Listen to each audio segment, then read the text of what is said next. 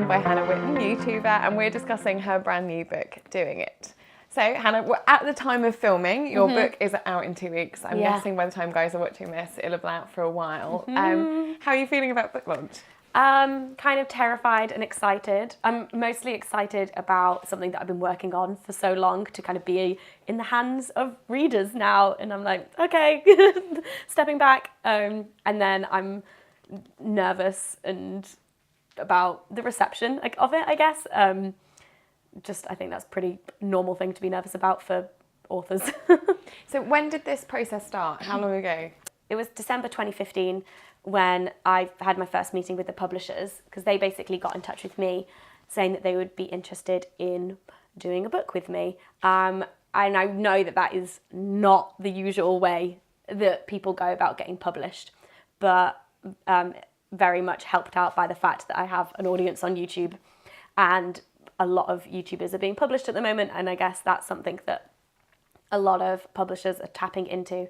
And so I had this meeting with them, and I was just like really excited by the team and the ideas that they had. And so then we basically formulated an idea for a book, then they put in an offer for one, and then I accepted, and then we worked on the outline of it for a while, and then I sat down and wrote it.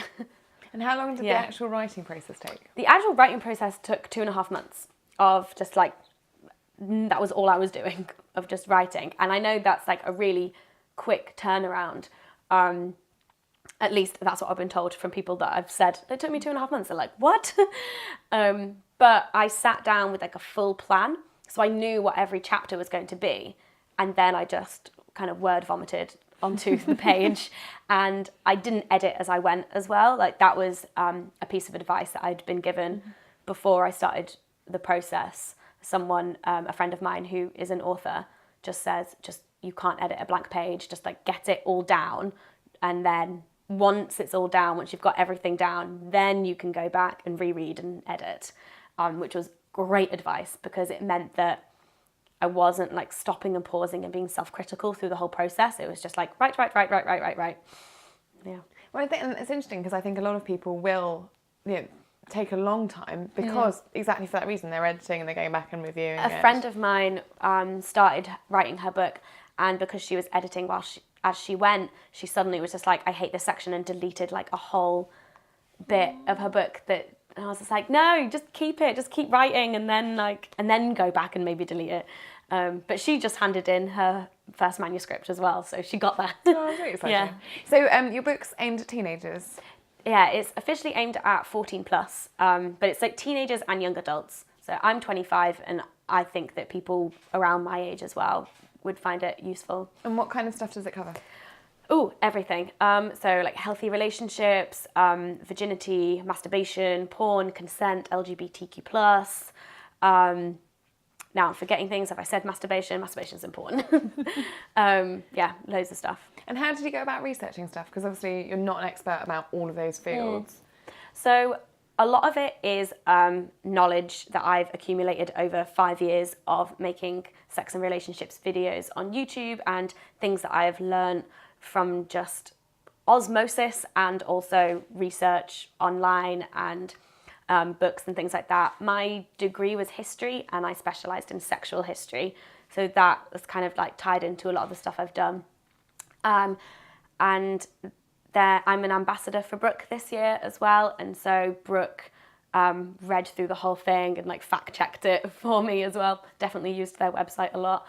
Just explain to people what Brooke is. Oh, Brooke is Brooke is a sexual health charity for young people in the UK. And then there are a lot of guest contributors to the book as well, in sections where I feel like my knowledge and experience is lacking. So the LGBTQ+ section has lots of my friends who are writing from their experiences who are LGBT. I've got a barrister that has written some sections on like consent and the law. A friend of mine who's deaf who has written a piece on kind of like how you communicate consent when you're in a relationship with someone who is deaf, or if you are deaf. Lots of other people have like contributed their own experiences to the book, which I think gives it a it enriches it and gives it a much broader accessibility. Yeah, that's brilliant. And so as a YouTuber, obviously you communicate a lot with the community. It's not by any means like a one-way sort of road. Do you feel like you're answering a lot of questions that have been pitched to you over the years in the book? Yeah, definitely. I don't have the chance really to answer everybody's question when it gets pitched to me. As I feel like if I answer one person's question, then I have to answer them all, and I do get a lot of emails and a lot of comments that are people asking for advice. And I do have a series on my channel where I give regular advice, but that one's a bit more tongue-in-cheek. You've been on that series. I've been on that. Yeah, drunk advice. And so this book is definitely the way that we decided what the chapters should be and what the content should be is very much from what do young people need, what do they want, what are they asking questions about, and where in terms of sex education in schools or from parents or in society in general, what is lacking and what is needed to like fill those gaps in knowledge. So obviously your writing process has been a little bit different to others, as you've already acknowledged. Do you still use an agent? Yes, so, but yeah, again, it was a bit the other way around. It was once I got the offer that I then started to look for a book agent. So I have a manager who kind of manages everything I do and sorts out a lot of the kind of YouTube and radio and media stuff, but he's not an expert in book deals. And so that's why we went to someone else who knows book contracts and understands the book publishing world. And so, yeah, then we like shopped around and found someone. And so that's really handy as well, having someone who can like fight your corner and is an expert when you're like, what's happening? And actually, I think it's interesting you mentioned your manager, because I think a lot of people watching may be in a situation where they're wondering, do I need a manager? What point in your career did you get a manager? I got a manager quite early, maybe at a point where I didn't necessarily need one, but I was very excited that someone wanted to manage me. And then that relationship didn't really work out. But what happened was I ended up being managed by someone who was at the same agency as my old manager. And that I've now been with him for like a year or two. And that's like amazing. And for me, the kind of tipping point of like, oh, I need a manager was when I just was getting too many emails to be able to deal with myself. And also I am terrible, and I will admit this, I just don't like asking for money and I don't know how much to ask for. And so it's great to kind of be like, here, will you go be the bad guy and like say no to things or ask for more money? And it's also great for me to have someone to kind of bounce off when it comes to saying yes or no to jobs, because I'm like, should I do this? And then he can kind of give a bit more of like a broader sense of things. And he's not just a manager in terms of like the day-to-day aspects of my life, but very much kind of like carving out a career and like very much forward thinking and forward focused. That's brilliant. That's really good, because it's an interesting one, isn't it? Because essentially you are giving away a percentage of your earnings. So some people might be thinking, well, I can go out and pursue these opportunities. Do you have an agent as well, a non-book agent who actively goes out and tries to find you work, or are you in a situation where because so much comes to you that it's not really... That's more of an American system, I think, where you have a manager and agent who are separate. In the UK, you can have both of those under one umbrella. So my manager acts as an agent as well, and like sources jobs and sponsored deals for me and things like that. And he only gets a cut of work that he gets me. So he doesn't take a cut of any of like my YouTube ad revenue and things like that, because that's mine. But if he negotiates a sponsored video for me, then the agency will take a cut of that. So effectively, like, they are working for me because they don't get paid unless I get paid. Yeah, it's a nice arrangement. Yeah. And so if someone's thinking of getting a manager, have you got any tips on looking, like how they should go about looking for someone, how they should perhaps go about choosing the right person? Sure. I would start by looking at the people who you admire in your field and people who you aspire to, like people who you're like, I want to be doing what they're doing, what their career looks really cool, and then find out who is managing them. and then go through that route. You want to find a manager, or you want to find an agency that totally understand your career and in your field and what you do. So my manager is mostly in traditional media, but has recently started a company that is like digital. And so that's really helpful for me because I'm in the digital world, but I'm also sometimes in the traditional media world. And so having that experience of both is really useful. And yeah, so find out what their expertise is, find out who their other clients are, because you want to kind of have some overlap with their other clients, but you don't want to be competing with them, because you want, if a deal comes in, you want your manager to give it to you rather than giving it to someone else. But when there's overlap, that can be really useful. So for me specifically, there are a couple other people in the agency who do similar things to me, but we obviously all have our own like niche areas. But something might come through for one of us, and then he can negotiate getting all three of us in on that deal. Or one person can't do it, but he's like, well, what about Hannah? So it works really well. And then meet them and see if you get on with them in person, really. Because how much time do you have to spend with him? Is it Matt? As much as I want, really. Like probably speak to him on email like every day. And then depending on what's coming up, often if we go to meetings together before or after the meeting, we'll kind of just like debrief together and catch up on like everything. But it also depends on what you personally need. I'm someone who can very much manage my own life, and my manager is just a great person for me to like do all the business and the professional side of things with. But I know other people who have a much more personal relationship with their manager, where they're a friend and they kind of are a sounding board for personal issues as well, because they maybe need more emotional support.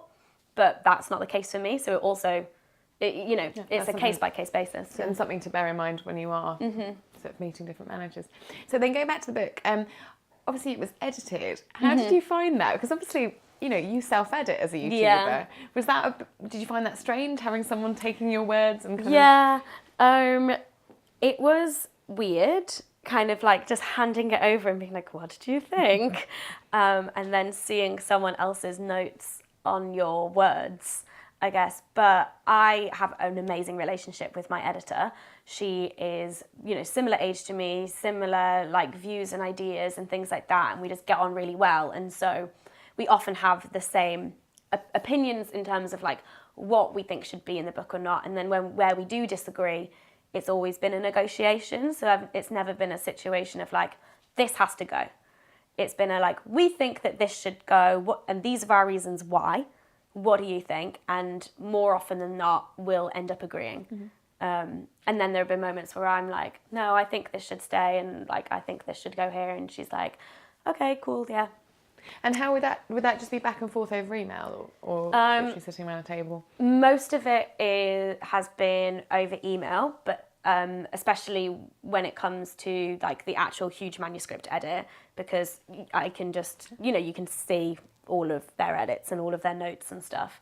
And then there's been like a few moments when it's come to like big things and big changes, where when I'm going in for a meeting, we'll like talk about that stuff too. So when it came to like the layout of the book, because the book has got like a lot of design elements and illustrations and stuff.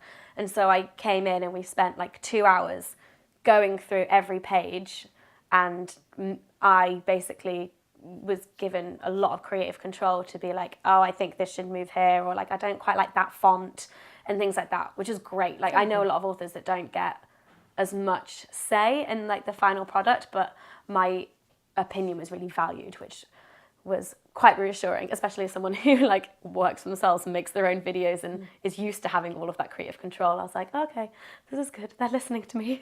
That's really cool. Yeah. So, so how long has this process been complete? We've said December 2015. So now it's April the 6th, 2017 is when it's coming out. So what's that, like a year and 4 months? Year and 5 months? So if you said 2.5 months writing it once you got the go ahead, After that, what was the process then? How long did the editing process take? Yeah, so I handed in the manuscript at the end of September in 2016. So it's been, and the book is like done now. So the book went to print maybe a few weeks ago, I think, or a month ago. So from first manuscript to like it being like, that's it, no more changes, we're done. It's probably, October, November, December, January, like six months. It's Like 5, 6 really months, cool, yeah. isn't it?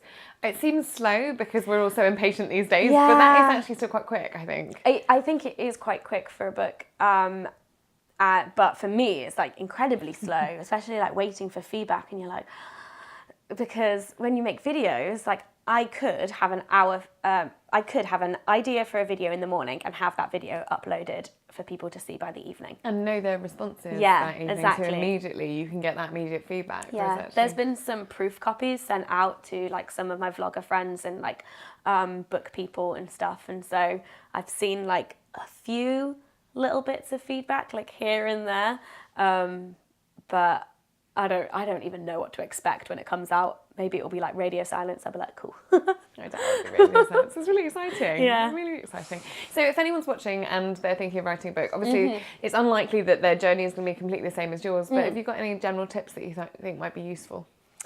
I think general tips would be to practice writing, or like just get writing, because at the end of the day, you're going to be an author.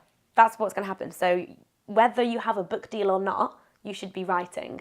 For a whole like year, 2 years before I even like got the book deal, I was writing on my blog, and I was just like had a New Year's resolution. I was like, I'm going to write on my blog every week, and doing that and like practicing writing and just getting into the habit of writing really helped when it came to actually sitting down and writing a book, because I did essays and a dissertation at my degree, but that was a few years ago now, and I was like, I can't remember how to write.